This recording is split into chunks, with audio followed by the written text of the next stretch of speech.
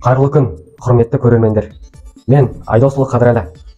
Алматы облысы Жамбыл ауданы Ұзынағаш ауылының нөмір 1 мектеп лицейі. Мектеп парламентінің ақпарат фракциясының белсенді мүшесі. Менің басты мақсатым қоғамдағы оқушылардың өзін-өзі басқару көшбасшыларын қалыптастыру. Біздің мектеп лицейімізде 1800-ден астам оқушы білім алуда. Мектептегі оқушылардың білім алуына байланысты барлық жағдай жасалған. Олардың талантты әрі қабілетті болып өсуіне қолайлы орта бар. Мектеп парламенті 8 фракцияға бөлініп 8 бағытта жұмыс жасайды.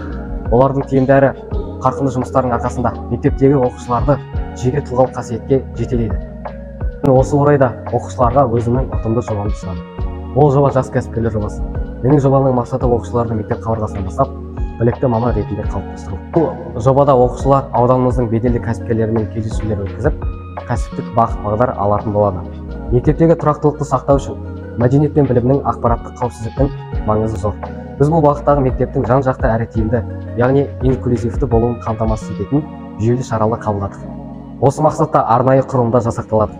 Дегенмен мектептегі келісімді нығайту ісінде әрбір парламент мүшелері айрықша рөл атқарады. Алдағы міндеттерді табысты орындау үшін парламент пен фракциялардың бірлесе жұмыс істеуі қажет.